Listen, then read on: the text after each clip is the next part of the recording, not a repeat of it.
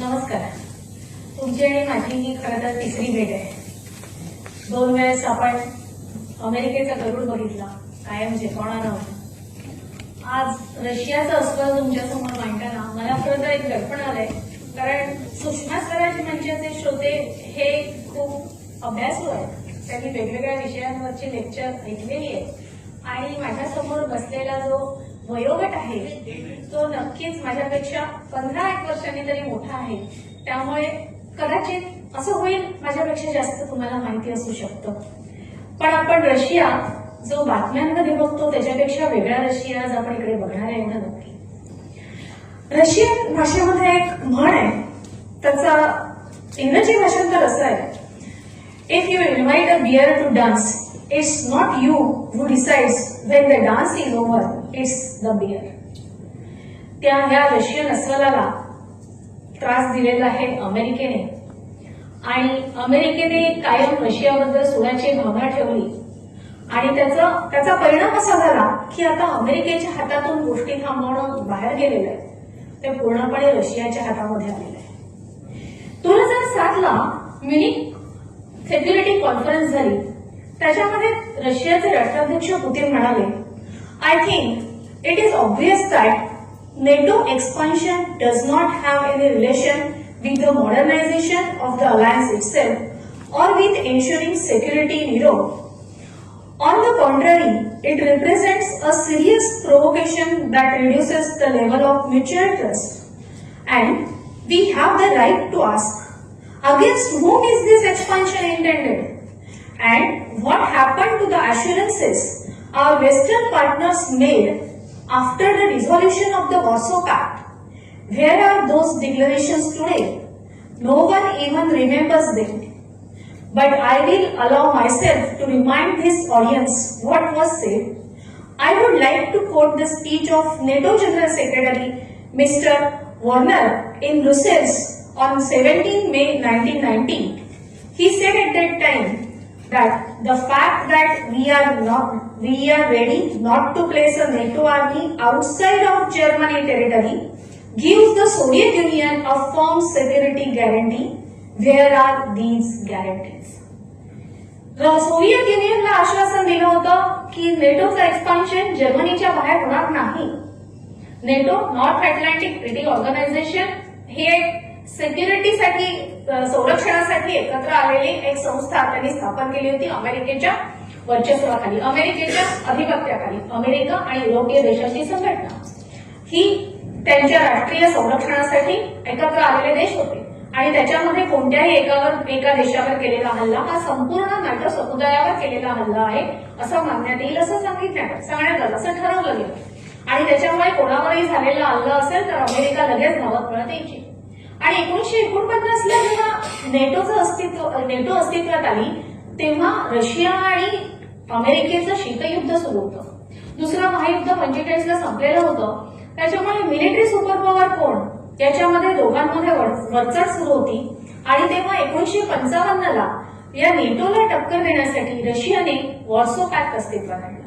हा Warsaw pact Russia आणि त्याच्या आजूबाजूचे 7 राष्ट्र आणि त्याचंही स्वरूप नेटो सारखंच होतं. 1985ला गोर्बाचोव राष्ट्राध्यक्ष झाले रशियाचे. त्याच्यानंतर अमेरिकेबरोबर संबंध सुधारण्यासाठी त्यांनी प्रयत्न केले. त्याच्यामध्ये एक असं ठरलं की विघटनाच्या वेळेस, रशियाचं जेव्हा विघटन होईल त्यावेळेस त्याच्या आधी पूर्व आणि पश्चिम जर्मनी एकत्र आणण्यासाठी गोर्बाचोव यांनी अमेरिकेला मदत करावी आणि त्याचबरोबर सोव्हिएत युनियनने जो वॉर्सो पॅक्ट केलेला आहे तो संपुष्टात आणावा आणि जर्मनीच्या टेरिटरीच्या बाहेर नेटो एक्सपान्शन करणार नाही, हे सोव्हिएत युनियनला आश्वासन दिलं गेलं. पण सोव्हिएत युनियनने स्वतः दिलेला शब्द पाळला. जसं रशियाचं विघटन झालं तसं वॉर्सो पॅक्ट संपुष्टात आला, पण नेटोचं एक्सपान्शन मात्र होत राहिलं. पुतिन यांनी 2007 साली जेव्हा म्हटलं की आम्हाला दिलेलं आश्वासन कुठे गेलं, काय झालं त्या आश्वासनाचं, तेव्हा त्याच्या आधी 1999ला झेक रिपब्लिक, हंगेरी, पोलंड या 3 राष्ट्रांना नेटोचं सभासदत्व दिलं गेलं. 2004ला Bulgaria, Estonia, Latvia, Lithuania, Romania, Slovakia आणि स्लोवेनिया या राष्ट्रांना नेटोचं सभासदत्व दिलं गेलं. म्हणजे पुतीन जेव्हा 2007ला बोलले त्याच्या आधी 10 राष्ट्रांना नेटोचं सभासदत्व दिलं गेलं होतं आणि त्याच्यानंतर आतापर्यंत अजून 6 राष्ट्रांना दिलं. म्हणजे 1991ला नेटोची सभासद संख्या होती 16, ती आता 32 झालेली आहे. आणि पुतीन यांना सांगण्यात आलं की आश्वासन तुम्हाला नाही सोव्हिएत युनियनला दिलेलं आहे. हा पुतीन यांच्या पर्यायाने रशियाच्या आत्मसन्मानाला दिला गेलेला धक्का होता. आणि 2000 साली जेव्हा पुतीन नेटोचं सभासदत्व मागायला गेले तेव्हा अमेरिकेने सांगितलं की तुम्ही तुमचं संरक्षण करायला समर्थ आहात. हा फक्त एकट्या पुतीन यांचा विषय नव्हता, हा पूर्ण रशियाचा विषय होता. पुतीन केजीबीचे प्रमुख म्हणून जी गुप्तहेर संघटना आहे त्याचे प्रमुख म्हणून पुतीन यांनी काम केलेलं होतं. त्यामुळे पुतीन यांना जागतिक राजकारण काय आणि कोणाच्या तालावरती चालतं याची पूर्ण कल्पना होती. त्यात 1991 नंतर विघटनानंतर रशियाची जी आर्थिक परिस्थिती झाली, रशियाची आर्थिक परिस्थिती अतिशय हलाखीची झाली आणि पुतीन यांनी डोळ्यांनी हे सगळं बघितलेलं होतं. एक राष्ट्राध्यक्ष म्हणून पुतीन यांना जे जाणवलं ते 2007च्या म्युनिक सिक्युरिटी कॉन्फरन्सच्या भाषणामध्ये दिसून आलं. आणि त्याच भाषणात पुतीन यांनी असं म्हटलं होतं की पुढे जाऊन जग मल्टीपोलॅरिटीकडे वळेल, युनिपोलर वर्ल्ड राहणार नाही. पुतीन यांनी भाषणाच्या सुरुवातीला म्हटलं की मी जे बोलणार आहे ते कदाचित या कॉन्फरन्सच्या अध्यक्षा ज्या आहेत त्यांना आवडणार नाही, 2 मिनिटांनंतर माझं भाषण बंद करण्यात येईल. पण पुतीन यांनी असं थेट म्हटल्यानंतर अर्ध्या तासाचं पुतीन यांचं भाषण होऊ दिलं गेलं. सुरुवातीपासून शेवटपर्यंत अमेरिकेवरती पूर्ण ताशेरे ओढलेले नाव न घेता. आणि पुतीन असं का बोलले त्याचं आपण पार्श्वभूमी बघितली रशियाची, तर रशियाचा इतिहास आपण वेगवेगळ्या कालखंडांमध्ये जर मांडला तर त्याच्यामध्ये झारची सत्ता, कम्युनिस्टांची सत्ता, गोर्बाचेव्हचा काळ, विघटनानंतरचा रशिया 91 ते पुतीन राष्ट्राध्यक्ष होईपर्यंतचा आणि पुतीन यांच्या राष्ट्राध्यक्ष काळातला आत्ताचा 25-26 वर्षाचा रशिया, असे सलग कालखंड करण्यात येते. आणि ते अभ्यासासाठी आपल्याला जास्त सोयीस्कर पडते. जेव्हा पुतीन असं म्हणाले तेव्हा मी आत्ताच तुम्हाला म्हटलं की पुतीन यांनी या जागतिक राजकारण फार जवळून बघितलेलं होतं. मिखाईल गोर्बाचोव्ह 1985ला रशियाचे राष्ट्राध्यक्ष झाले. रशियाची अर्थव्यवस्था ही मुख्य करून तेलाच्या व्यापारावर अवलंबून आहे. 1960च्या दशकात रशिया हा तेलाचा मुख्य निर्यातदार म्हणून उदयाला आला आणि 1970 मध्ये रशिया नैसर्गिक वायूचा निर्यातदार म्हणून उदयाला आला. याच्यामध्ये झालं असं की तेलाच्या किमती जशा वरती खालती होतील तशी रशियन इकॉनॉमीमध्ये वरचढ व्हायला लागली, चढउतार व्हायला लागली. 1972ला योम कुप्पूर वॉर झालं पश्चिम आशियामध्ये, मध्य पूर्वेकडे. त्या योम कुप्पूरच्या युद्धामध्ये झालं असं की 1970ला $3 पर बॅरल असलेलं तेल 1973ला $12 पर बॅरल इथपर्यंत वरती गेलं, थेट चौपट किंमत झाली. आणि त्याचा फायदा रशियाला मिळाला. रशियाची इकॉनॉमी तशी स्टेबल नव्हती, पण अचानक तेलाच्या किमती वाढल्यामुळे फायदा रशियाला झाला. 1980 मध्ये इराणमध्ये रेजिम चेंज झालं, इराणमध्ये सत्तांतर झालं आणि तेलाच्या किमती ज्या 1973-74 मध्ये $12 पर बॅरल होत्या त्या 1980 मध्ये $35 पर बॅरल झाल्या. त्यामुळे अर्थात रशियन इकॉनॉमीला त्याचा फायदा झाला. 1985 पर्यंत तेलाच्या किमती कमी होत होत $27 पर बॅरल इथपर्यंत खाली आल्या. रशियाला थोडा त्याचा तोटा सहन करावा लागला. पण जेव्हा मिखाईल गोर्बाचोव्ह राष्ट्राध्यक्ष झाले तेव्हा रशियाची परिस्थिती अशी होती की सर्वसामान्य नागरिकांना रोजच्या वापराच्या लागणाऱ्या वस्तू ज्या असतात त्यांचाही तुटवडा सहन करावा लागत होता. म्हणजे राष्ट्राध्यक्ष झाल्यानंतर मिखाईल गोर्बाचोव्ह काय म्हणाले असतील, I will solve the problem of women's petticoats, स्त्रियांच्या अंतर्वस्त्राचे मी प्रॉब्लेम सोडवीन. ही गोष्ट एखाद्या राष्ट्राध्यक्षाला जाहीररित्या बोलायला लागते म्हणजे त्या देशाची इकॉनॉमी किती ढासळलेली असेल याचा आपल्याला अंदाज येतो. आणि त्याच्यामध्ये झालं असं, मिखाईल गोर्बाचोव्ह असं म्हणाले की रशियन इकॉनॉमी रिकव्हर करेल, पण इकडे आंतरराष्ट्रीय बाजारामध्ये तेलाचे भाव धाडकन कोसळले. $27 पर बॅरल 1985ला असलेलं ते $10 पर बॅरल इतकं खाली गेलं. गोर्बाचेव यांच्या हातातून सगळं निघून गेलेलं. गोर्बाचेव यांनी तेव्हाचे ब्रिटिश पंतप्रधान जॉन त्यांना मेसेज केला, डिअर जॉन प्लीज हेल्प. कोणीतरी आम्हाला वाचवा आता ह्याच्यामधून. त्यांनी तेलाचे जे व्यापारी होते तेव्हाचे रशियामधले, त्यांना सांगितलं की सरकारला कमीत कमी अॅग्रिकल्चर प्रोडक्ट्स खरेदी करण्यासाठी तुम्ही मदत करा. आणि रशियन इकॉनॉमी सुधारायची बाजूला राहिली, पण रशियाची विघटनाकडे वाटचाल सुरू झाली. 25 डिसेंबर 1991 मिखाईल गोर्बाचेव टीव्हीवरती आले, रशियन टेलिव्हिजनवर आले आणि त्यांनी सांगितलं की मी आता सोव्हिएत युनियनचा राष्ट्राध्यक्ष नाही, सोव्हिएत युनियनच आता राहणार नाही. आणि 1 जानेवारी 1992 बोरिस येल्सिन रशियाचे राष्ट्राध्यक्ष झाले. बोरिस येल्सिन राष्ट्राध्यक्ष झाल्यानंतर रशियामध्ये परिस्थिती अशी होती की आधीच्या कम्युनिझममध्ये असलेली स्टेट कंट्रोल इकॉनॉमी जी होती ती विघटनानंतर अचानक फ्री मार्केट इकॉनॉमी झाली. स्टेट कंट्रोल इकॉनॉमीमध्ये सगळ्या गोष्टी ह्या सरकारच्या ताब्यात असतात. कोणी काय प्रोडक्शन करायचं, किती प्रोडक्शन करायचं, मार्केट काय आहे, त्याचे दर काय आहेत, हे सगळं सरकार ठरवत असतं. कम्युनिझमच्या काळामध्ये संपूर्णपणे अशी इकॉनॉमी रशियाची होती. अगदी कामगारांचे पगार सुद्धा. इंडस्ट्रियलायझेशन जसं अमेरिकेत झालं तसं रशियामध्येही झालं, पण अमेरिकेमध्ये कॅपिटलिझम असल्यामुळे त्या इंडस्ट्रियलायझेशनचे फायदे सर्वसामान्य नागरिकांना मिळाले. रशियामध्ये कम्युनिझमची स्टेट कंट्रोल इकॉनॉमी असल्यामुळे त्याचे फायदे सर्वसामान्य नागरिकांना मिळायचे सोडाच, पण जे स्टँडर्ड्स सेट केलेले असतात, कशा प्रकारे बिझनेस चालला पाहिजे, कोणी कोणाला फसवू नये, फ्रॉड होऊ नये, बँकिंग सिस्टम प्रॉपर असते, तसे कुठलेही कायदे रशियामध्ये नव्हते. सगळं कम्युनिस्टांच्या ताब्यात होतं, एकदा सगळं सरकारच्या ताब्यात होतं, किंवा सरकारी हस्तकांच्या ताब्यात होतं, किंवा तेल व्यापाऱ्यांच्या ताब्यात होतं. त्यांना ऑलिगार्क्स म्हटले जातात. आणि अशी इकॉनॉमी IMF आणि वर्ल्ड बँकेने सांगितलं की विघटनानंतर तुम्हाला फ्री मार्केट इकॉनॉमी करावी लागेल.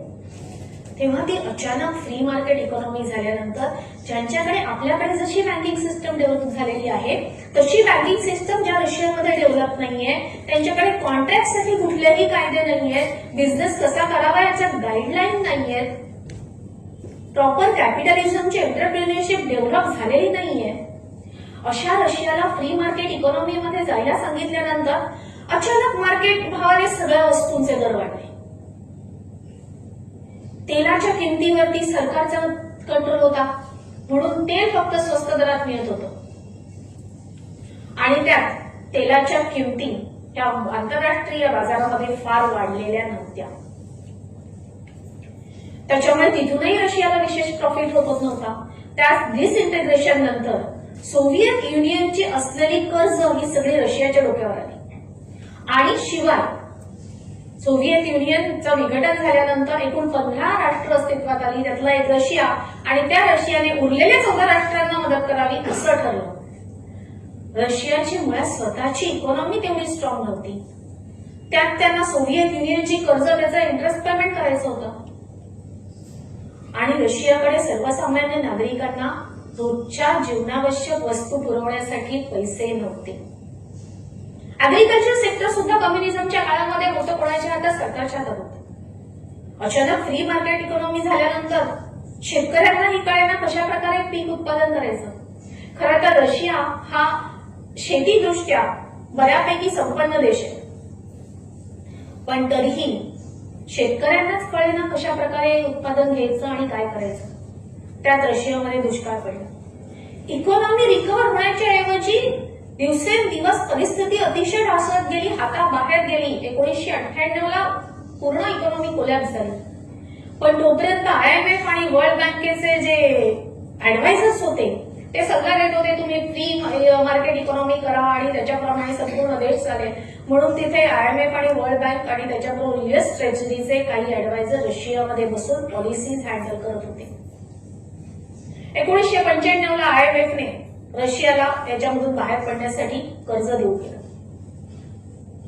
आणि ते कर्ज असं म्हटलं जातं ते कर्ज कोणाच्या खिशात गेलं तर रशियाच्या ऍज अ स्टेट इकॉनॉमी म्हणून रशियाला काही मिळालं नाही, तर हे कम्युनिस्टांचे हस्तक आणि जे ऑइल माफिया होते त्यांच्या खिशात ते पैसे गेले.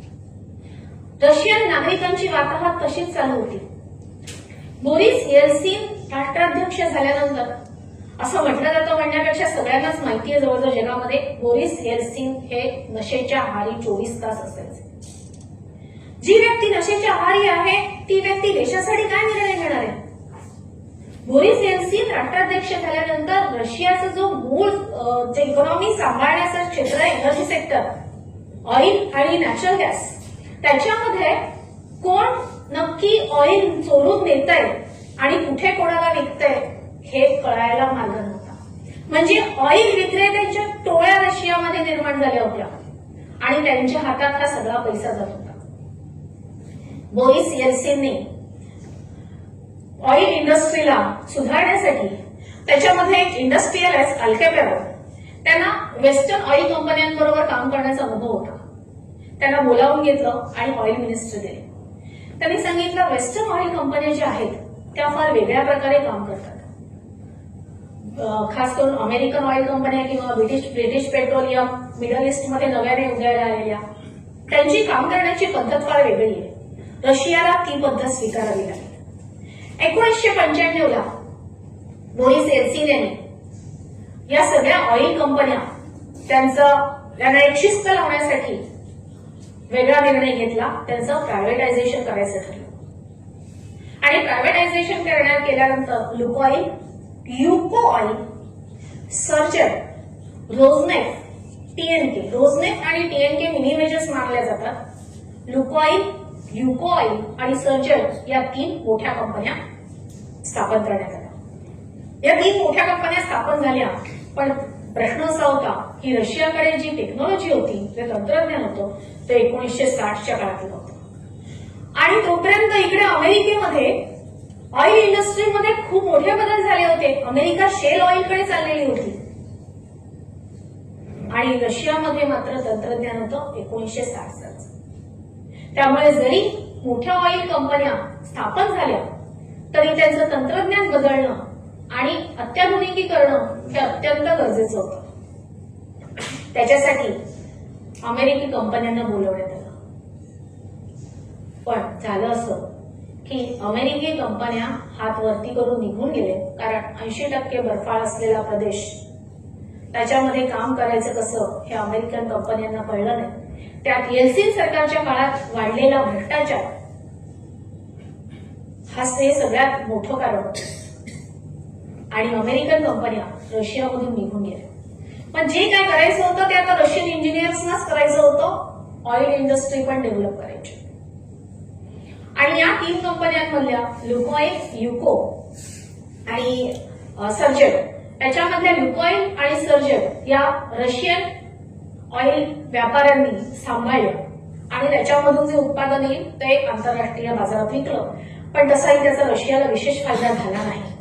1996 बोरिस येल्सिन हे निवडणुकीला सामोरे गेले. तेव्हा निवडणुकीला सामोरं जाण्यासाठी येल्सिन यांच्याकडे पैसे नव्हते. येल्सिन यांनी काय केलं, या ऑइल कंपन्यांचे जे शेअर होते ते लोन फॉर शेअर्स म्हणून डिक्लेअर केले.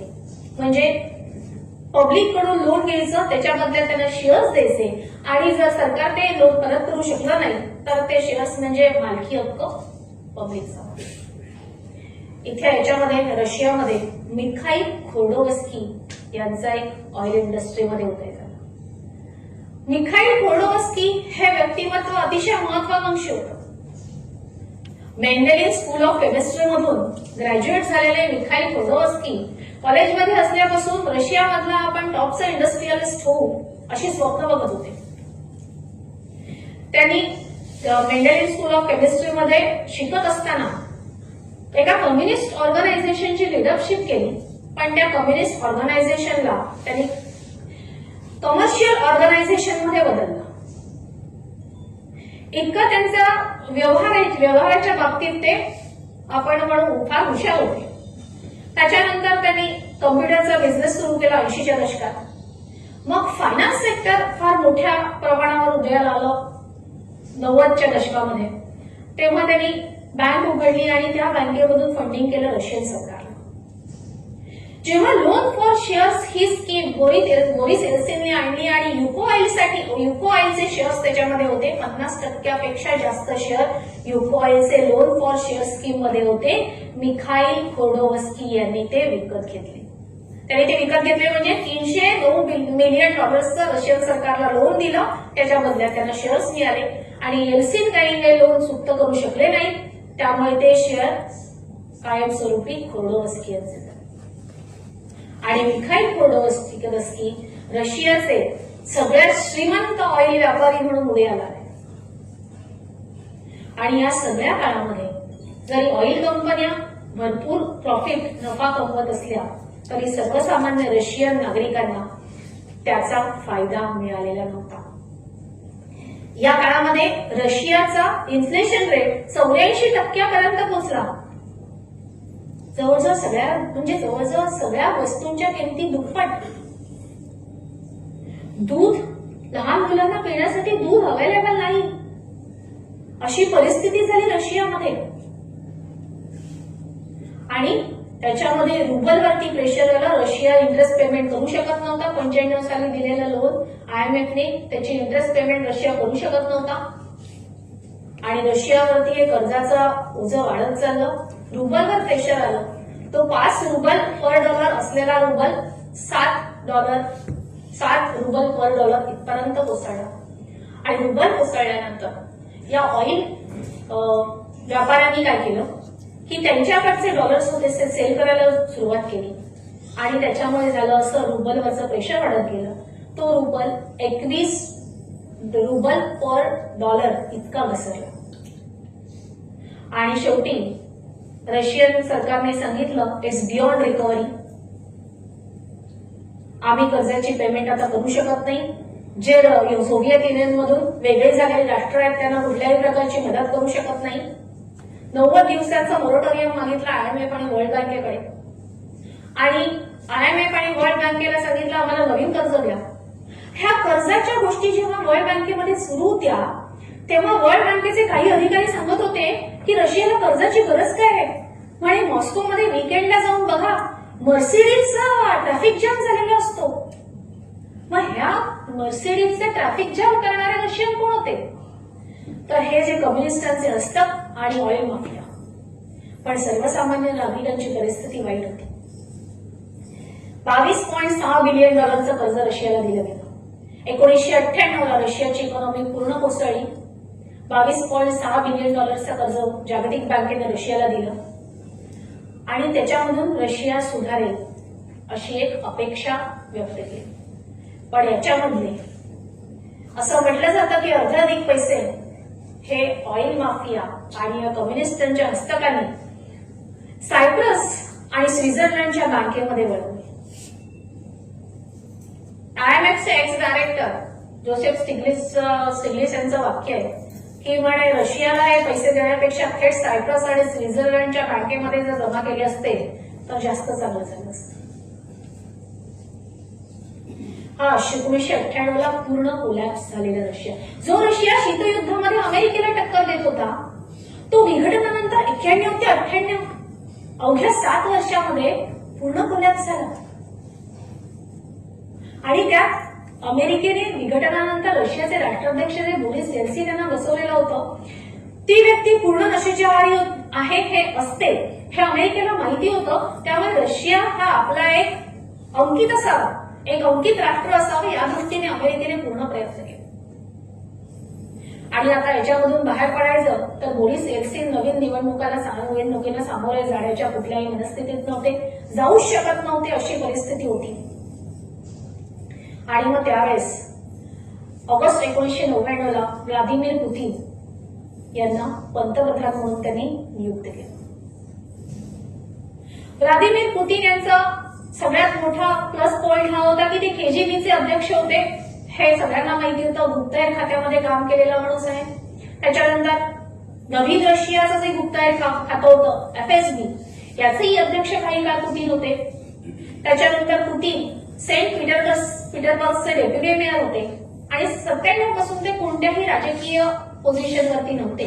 आणि अचानक 99 मध्ये पुतीन यांना बोरिस येल्सिन यांनी प्राईम मिनिस्टर म्हणून जाहीर केलं. आणि नंतर परिस्थिती चिघळत गेल्यानंतर बोरिस येल्सिन यांनी राजीनामा दिला आणि पुतीन हे रशियाचे राष्ट्राध्यक्ष झाले जानेवारी 2000 मध्ये. पुतीन यांच्यासमोर सगळ्यात मोठं आव्हान रशियन इकॉनॉमीला वळण लावणं हे होतं. रशियाला एक राष्ट्र म्हणून उभं करणं आणि ते आर्थिकदृष्ट्या संपन्न असतं. त्याच्यामध्ये जेव्हा पुतीन कोणत्याही राजकीय किंवा मुक्ताय संघटनेच्या पदावर नव्हते, त्याच्यामध्ये पुतीन यांनी सेंट पीटर्सबर्ग मायनिंग इन्स्टिट्यूटमध्ये पीएचडी साठी एनरोल केलं होतं.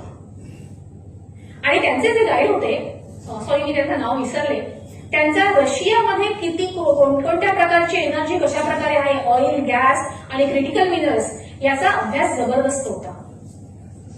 1999 ला जेव्हा पुतीन यांना प्राईम मिनिस्टर म्हणून डिक्लेअर केलं, तेव्हा पुतीन यांचा ऍज अ डॉक्टरल स्टुडंट म्हणून रिसर्च पेपर पब्लिश झाला होता नॅचरल मायनिंग रिसोर्सेस मध्ये.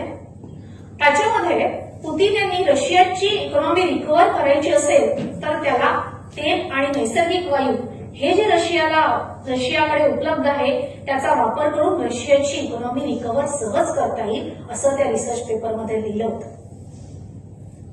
आणि 2000 मध्ये पुतीन यांच्या हातात सत्ता. पुतीन यांच्या हातात सत्ता आल्यानंतर पुतीन यांनी सगळ्यात पहिल्यांदा काय केलं, तर जे ऑइल ऑलिगार्क्स होते, तेलाचे व्यापारी होते, तेलाचे व्यापारी म्हणण्यापेक्षा तेलाचे माफियाच तयार झालेले होते रशियामध्ये, त्या ऑइल ऑलिगार्क्सना बोलवलं आणि सांगितलं की इथे कोणीही किंग मेकर होणार नाही. जो व्यापार होईल तेलाचा तो फक्त नॅशनल इंटरेस्ट, राष्ट्रीय हित प्रथम राखून केला जाईल. आणि त्याच्यामध्ये 2 ऑलिगार्कनी पुतीन यांना नकार दिला, त्यांना रशिया बाहेर पाठवलं झालं. रोजनेफ्ट ही state owned oil company Putin यांनी पूर्णपणे ताब्यात घेतली. बाकीच्या लुकोइल आणि सर्जट चालू होत्या. त्याच्यामध्ये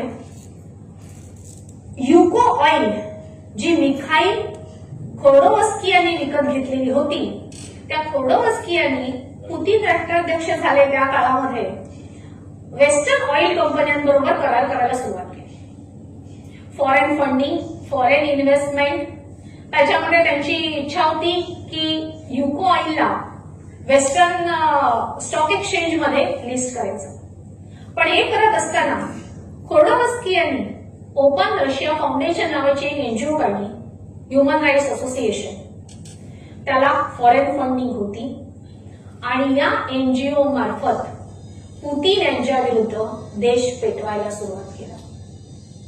2003 मध्ये रशियाची पार्लमेंट डुमामध्ये एक ठराव पास झाला, ज्या ठरावाला पुतीन यांची संमती नव्हती, पण खोडोवस्कीनी तो आणला होता आणि त्या पार्लमेंट मेंबरनी तो मांडला डुमामध्ये आणि तो संमत झाला.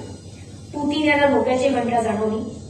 खोडोवस्की हे प्रेसिडेन्शियल डेमोक्रेसी सोडून पार्लमेंटरी डेमोक्रेसी आणण्यासाठी प्रचंड आग्रही होते आणि ते स्वतःला एक त्याचा कॅन्डिडेट मानत होते पार्लमेंटरी डेमोक्रेसीच्या इलेक्शनसाठी.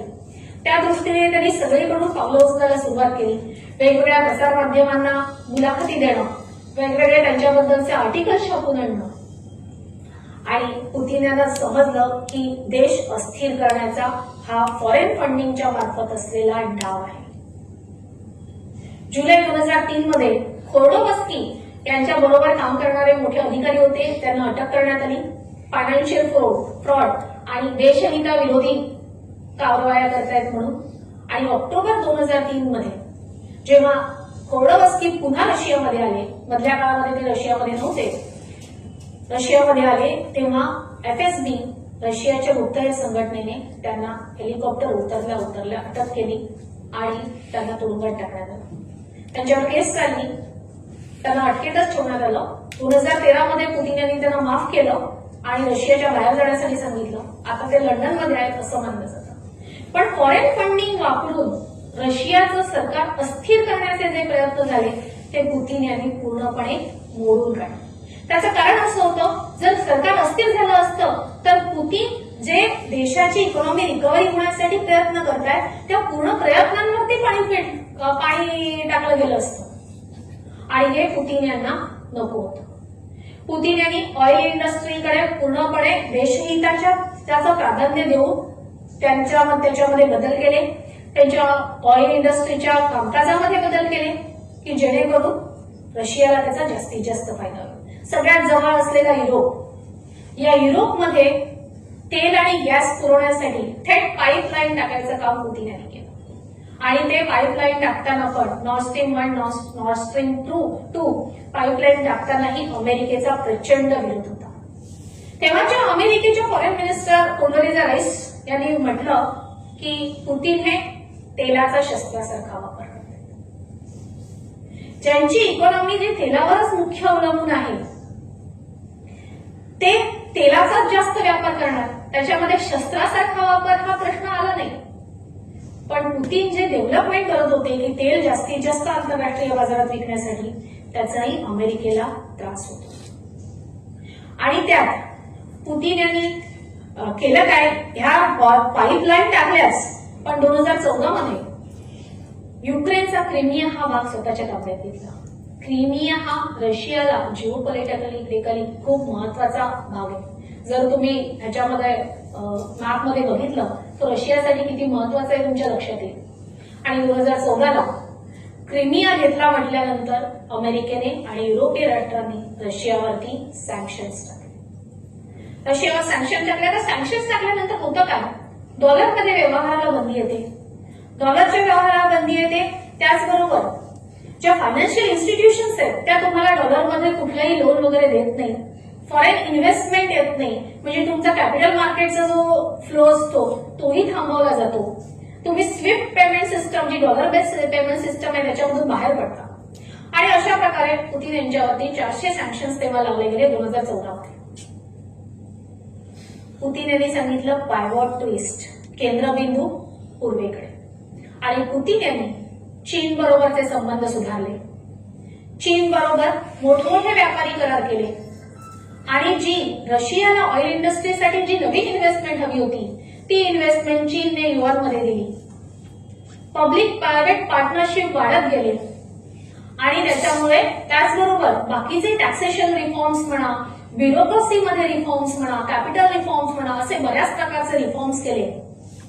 आणि अमेरिकेने जरी सँक्शन टाकले असले तरी रशिया ताठमानेने उभा राहील एवढी काळजी घेतली.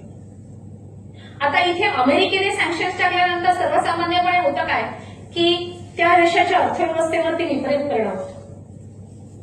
पण रशिया टिकली कशी, रशिया टिकली कशी, त्या सँक्शन मधून मार्ग काढून.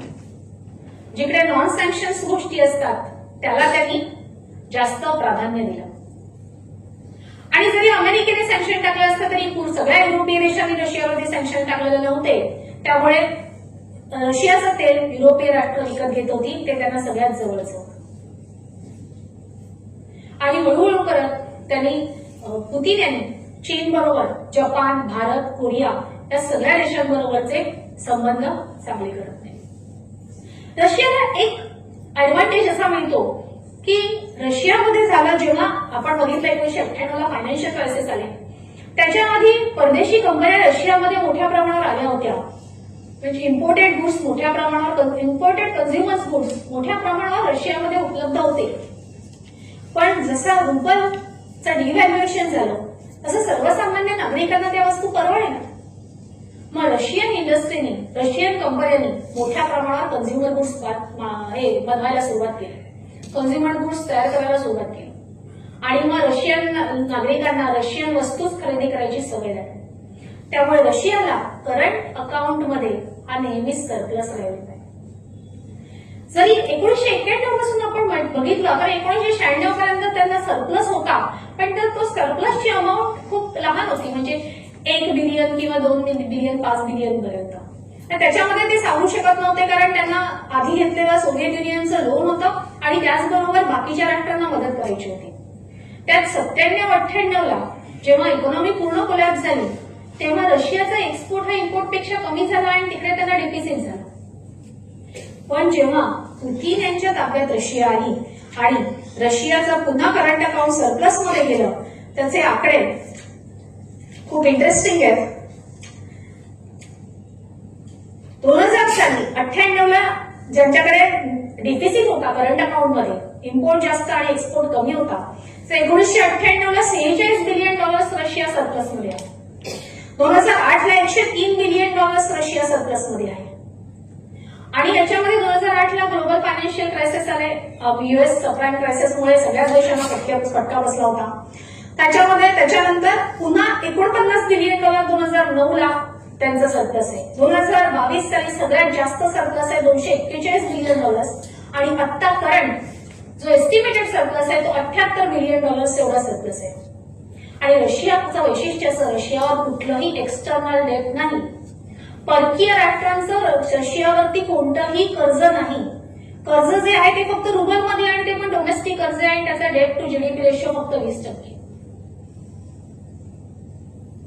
याच्यामध्ये मिखाईल गोर्बाचोव यांनी जेव्हा ओपन रशिया फाउंडेशन स्थापन करून एनजीओच्या मार्फत पुतीन यांना आव्हान दिलं आणि रशियाचं सरकार अस्थिर करण्याचा प्रयत्न केला, तेव्हा पुतीन यांच्या लक्षात आलं की जेव्हा फॉरेन फंडिंग येते ती फॉरेन फंडिंग सरकार नुसतं अस्थिर करत नाही तर सरकारच्या बाबत अविश्वासाची भावना लोकांच्या मनामध्ये निर्माण करते.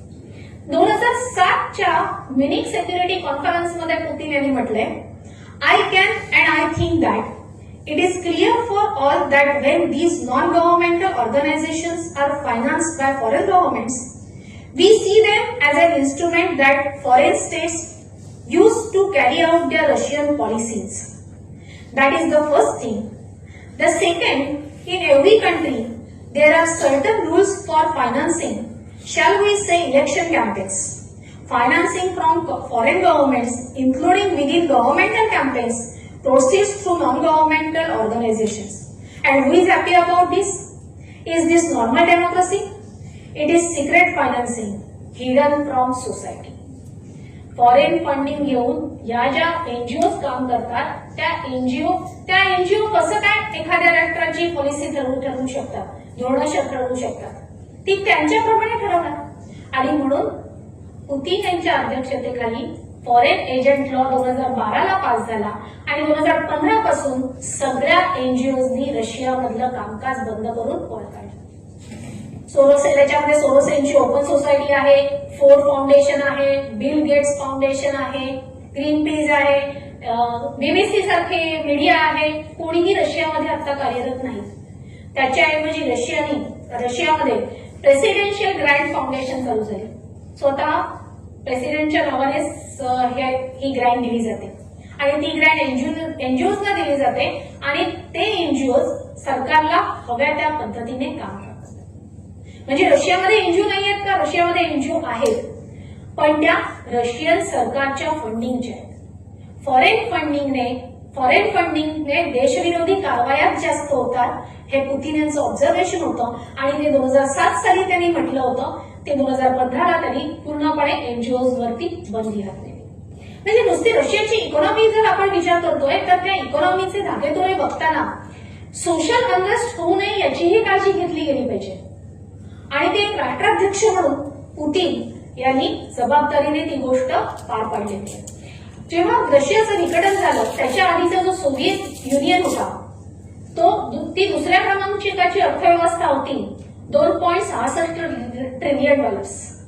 पण जेव्हा विघटन झालं तेव्हा रशियाची इकॉनॉमी फक्त $430 बिलियन इतकी होती. आणि जेव्हा रशियाची इकॉनॉमी कोलॅप्स झाली 1998 ला तेव्हा ती $230 बिलियन पर्यंत खाली आली. जीडीपी $230 बिलियन पर्यंत खाली आलेला. त्याच्यानंतर पुतीन राष्ट्राध्यक्ष झाल्यानंतर 2000 साली हळूहळू परत तो $470 बिलियन गेला आणि मग $1 ट्रिलियन आणि आता रशियाची इकॉनॉमी पुन्हा $2.66 ट्रिलियन इथपर्यंत पोहोचलेली. याच्यामध्ये जेव्हा आपण रशियाचा फॉरेक्स रिझर्व्ह बघतो तेव्हा रशियाचा फॉरेक्स रिझर्व्ह हा नेहमीच चांगला राहिलेला आहे. पण जेव्हा त्यांचा फायनान्शियल क्रायसिसचा काळ होता 91 ते 98 या काळामध्ये फॉरेक्स रिझर्व्ह ही कमी होत गेला. कारण त्याच्यामध्ये आपण बघितलं की रुबलची व्हॅल्यू कमी होत गेली आणि रुबलला स्थिर करण्यासाठी रशियाच्या सेंट्रल बँकेला डॉलर्स विकावे लागले. आणि त्याच्यामुळे त्यांचा फॉरेक्स रिझर्व्ह कमी झाला. पण आज रशिया हा फॉरेक्स रिझर्व्ह मध्ये 5व्या क्रमांकाचा फॉरेक्स रिझर्व्ह असलेला देश आहे. $616 बिलियन इतका फॉरेक्स रिझर्व्ह आहे रशियाचा. आणि वैशिष्ट्य म्हणजे रशियाच्या फॉरेक्स रिझर्व्ह मध्ये 40% वाटा हा सोन्याचा आहे. रशिया स्वतः गोल्ड प्रोड्युसिंग कंट्री आहे. रशिया दुसऱ्या क्रमांकाचा गोल्ड प्रोड्युसर आहे संपूर्ण जगातला. रिफाईन होत नाही रशियामध्ये, ते दुसरीकडे जातं. पण गोल्ड प्रोड्युसर कंट्रीमध्ये रशिया दुसऱ्या क्रमांकाचा आहे. रशियन राष्ट्राध्यक्षांनी संपूर्ण oil, natural gas, critical minerals, त्याच्यामध्येच हे जे आहेत प्रेस्टिजियस मेटल्स, याच्यामध्ये जे रशिया संपन्न आहे त्या रशियाच्या संपन्नतेचा फायदा करून रशियाला उभं केलं. जसं मगाशी मी म्हटलं 2014 मध्ये रशियाने पुतीन यांनी म्हटलं पायवॉट टू ईस्ट, तसंच 2011 मध्ये पुतीन म्हणाले होते सुपर पॉवर बद्दल त्यांना प्रश्न विचारला गेला आणि पुतीन म्हणाले की सुपर पॉवर ही शीतयुद्धाच्या काळात असलेली संकल्पना होती. 2 मिलिटरी सुपर पॉवर मधलं ते शीतयुद्ध होतं. आता सुपर पॉवर ही संकल्पना नाहीये, पण मी रशियाला अशा ठिकाणी नेऊन ठेवेन की रशियाच्या तेलाशिवाय जगाचं अर्थकारण चालणार नाही. आणि आज रशिया आज दुसऱ्या क्रमांकाचा तेल एक्सपोर्ट करणारा देश आहे. जेव्हा सोव्हिएत युनियन होतं तेव्हा रशियाचं तेल उत्पादन 13.4 मिलियन बॅरल्स पर डे इतकं रशियाचं उत्पादन, सोव्हिएत युनियनचं उत्पादन होतं. पण 1995 पर्यंत ते 6 मिलियन बॅरल्स पर डे इतकं कमी झालं, म्हणजे जवळजवळ अर्ध झालं. आणि ते 1999 पर्यंत तसंच होतं. 2000 साली हळूहळू ते 8 मिलियन बॅरल्स पर डे पर्यंत गेलं आणि आज साधारण 10 ते 11 मिलियन बॅरल्स पर डे इतकं रशियाचं उत्पादन आहे. आणि पुतीन रशियन राष्ट्राध्यक्ष झाल्यानंतर ऑइल शॉक काही फार मोठ्या प्रमाणावर आला नाही, उलट तेलाच्या किमती वाढतच गेल्या. त्यामुळे 2022 मध्ये जरी रशियाने युक्रेनवरती हल्ला केला आणि रशियावरती 10,000 पेक्षा जास्त सँक्शन्स टाकले गेले, तरीही रशिया आज ताठ मानेने उभा आहे. त्याच्यामध्ये राष्ट्राध्यक्ष पुतीन यांना माहिती होतं सँक्शन्स टाकल्यानंतर काय होतं. सँक्शन टाकल्यानंतर मुख्य म्हणजे डॉलर बेस्ड सिस्टममधून तुम्ही बाहेर पडता. त्याच्याकडे त्यांच्यासाठी प्लॅन होता. त्यांनी लगेच चीन आणि भारताबरोबर तेलासाठी व्यापारी करार केले. चीन बरोबर युआनमध्ये, भारताबरोबर रुपयामध्ये. आणि भारत रशियाकडून तेल घेऊन युरोपीय देशांना तेल पुरवणारा सगळ्यात मोठा ऑइल एक्सपोर्टर देश म्हणला, रिफाईन करून तेल पुरवणारा. म्हणजे रशियाने भारताला डिस्काउंटमध्ये तेल दिलं, भारताचाही एक्सपोर्ट त्याच्यामुळे वाढला. पण त्याचा अर्थ एकच आहे की पुतीन यांना माहिती होतं की सँक्शन्स टाकल्यानंतर आपल्याला काय करायचं आणि काय करावं लागेल. भारताबरोबर रुपयामध्ये व्यवहार केल्यानंतर आज रशियाकडे रुपये भरपूर आहेत. त्यांनी विचारलं भारत सरकारला काय करायचं रुपयाचं, तर भारत सरकारने सांगितलं गव्हर्नमेंट बॉन्ड्समध्ये गुंतवा किंवा आमच्याकडून वस्तू विकत घ्या. तर रशिया गव्हर्नमेंट बॉन्ड्समध्ये ते रुपये गुंतवते. पण हेच डॉलरच्या बाबतीत झालं जेव्हा मिडल ईस्टमध्ये तेलाच्या किमती वाढल्या 1973 मध्ये आणि त्यांच्याकडे डॉलर जास्त झाले, तेव्हा त्यांनी अमेरिकेला विचारलं होतं की डॉलरचं काय करायचं. तर अमेरिकेने सांगितलं युएस ट्रेजरी म्हणजे युएस गव्हर्नमेंट बॉन्डमध्ये गुंतवा. आणि त्याच्यामुळे युएस ट्रेजरीची किंमत वाढत गेली आणि डॉलरची किंमत वाढत गेली. आज रुपयामुळे रशियाबरोबर जो व्यापार आहे तर भारताच्या रुपयाची तीच परिस्थिती आहे की रुपया पुन्हा गव्हर्नमेंट बॉन्डमध्ये गुंतवला जातो. याला दिल्ली लूप म्हणतात. आणि या दिल्ली लूपला घाबरलाय कोण, तर अमेरिका. कारण म्हणून अमेरिका भारताला धमक्या देतं की तुम्ही रशियाचं तेल बंद करा, आम्ही तुमच्यावर टॅरिफ वाढवू. म्हणजे अमेरिका काय करते आणि अमेरिकेला कशा प्रकारे आपण उत्तर देऊ शकतो याचं धोरण पुतीन यांच्याकडे तयार होतं. म्हणून मगाशी मी तुम्हाला जेव्हा म्हटलं की रशियाचा अभ्यास करताना पुतीन आणि पुतीन यांच्या राष्ट्राध्यक्ष पदाचा काळ हा वेगळाच मानावा लागतो. त्याचं कारण हे आहे, कारण केजीबीचे अध्यक्ष असलेले पुतीन, एफएसबीचे अध्यक्ष झालेले पुतीन, त्याच्यानंतर सेंट पीटर्सबर्गचे डेप्युटी मेयर असलेले पुतीन, तिथून पंतप्रधान झालेले पुतीन, सोव्हिएत युनियनचा त्यांनी जो शीतयुद्धाचा कालखंड बघितलेला आहे, सोव्हिएत युनियनचं विघटन बघितलेलं आहे, त्याच्यानंतर रशियन इकॉनॉमी कोलॅप्स झाली हे बघितलेलं आहे आणि पुन्हा रशियन इकॉनॉमी रिकव्हरी करण्यासाठी काय करायचं याचं धोरण त्यांच्याकडे पूर्णपणे होतं. त्यामुळे रशिया म्हटल्यानंतर पुतीन हे समीकरण बदलत नाही आणि ते बदलणार नाही एवढं तर नक्की आहे. जेव्हा 2007ला पुतीन म्हणाले होते जग मल्टीपोलॅरिटीकडे जाईल, युनिपोलर वर्ल्ड राहणार नाही, हा अमेरिकेला इशारा होता. ते पुतीन यांनी आता खरं करून दाखवलेलंच आहे. सगळेच जागतिक तज्ञ म्हणतात की जग मल्टीपोलॅरिटीकडे जाईल. पण त्या मल्टीपोलॅरिटीकडे जाताना पुतीन वारंवार उल्लेख करतायत की चीन, रशिया आणि भारत या तिघांना अमेरिका धमकावू शकणार नाही. अगदी गेल्या मला वाटते 8-10 दिवसापूर्वी पुतीन चीनच्या दौऱ्यावर होते. त्या चीनच्या दौऱ्यावर असताना पुतीन जेव्हा होते तेव्हा पुतीन यांनी याचा पुन्हा उल्लेख केला की रशिया, चीन आणि भारत यांना कोणीही धमकावू शकणार नाही. आजपर्यंत अमेरिकेने धमकावलेलं आहे आणि कसं याच्या पुढे चालणार नाही. म्हणजे जे मल्टीपोलॅरिटी त्यांनी 2007 मध्ये म्हटलं होतं 19 वर्षापूर्वी, त्याचा अंदाज कोणाला आला नव्हता, पण ते आज खरं होताना दिसतंय. आणि त्याच्यासाठी अमेरिकेला तोडीसतोड उत्तर देण्यासाठी तितका अभ्यास करून पुतीन उभे राहिले आणि पुतीन यांनी उत्तर दिलं. आणि ब्रिक्स मार्फत एक नवीन सिस्टम उभी केली. म्हणून ब्रिक्स ऑक्टोबर 2024ला ब्रिक्सची रशियाच्या कझान शहरामध्ये जी हे झाली कॉन्फरन्स झाली, त्या परिषदेला जगातल्या 70 पेक्षा जास्त देशांचे प्रतिनिधी उपस्थित राहिले. तर 70 पेक्षा जास्त देशांचे प्रतिनिधी उपस्थित राहतील अशी पाश्चिमात्य प्रसारमाध्यमांना कल्पनाच नव्हती. त्यांनी रशियामध्ये असलेल्या ब्रिक्स परिषदेची अजिबात दखल घेतली नव्हती. त्यांच्या वर्तमानपत्रामध्ये किंवा त्यांच्याकडे टीव्ही डिबेट्समध्ये ब्रिक्स परिषदेचा उल्लेखही नव्हता. पण जसे जसे एकेका देशांचे राष्ट्राध्यक्ष, पंतप्रधान, परराष्ट्र मंत्री पोचायला लागले तसे प्रसारमाध्यमं घाबरली, ट्रम्प चौकाळले. ट्रम्प म्हणाले डिडॉलरायझेशन वगैरे काही नाही, मी सगळ्यांवरती सँक्शन लावेन. पण इथे कझानमध्ये हे सगळ्या राष्ट्रांचे प्रतिनिधी भेटले, कझान डिक्लेरेशनवर साईन झालं. कझान डिक्लेरेशनची एक कॉपी युनायटेड नेशन्सला पाठवली. त्याच्यामध्ये इकॉनॉमिक कोऑपरेशन आहे, डॉलर वगळून हे देश करार करतील असं त्याच्यामध्ये म्हटलेलं आहे.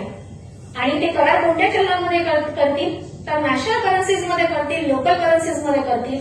आणि त्याच्यासाठी त्या त्या देशांची जी सिस्टम असेल ती सिस्टम वापरली जाईल असं त्याच्यामध्ये ठरलं. ब्रिक्स डेव्हलपमेंट बँकेची स्थापना आधीच झालेली आहे. आफ्रिकन देश आज ब्रिक्स डेव्हलपमेंट बँकेकडे कर्ज देतील या आशेने बघतायत. त्याच्यासाठी ते प्रोसिजर्स पूर्ण करतायत. आम्हाला ब्रिक्सचं सभासदत्व द्या.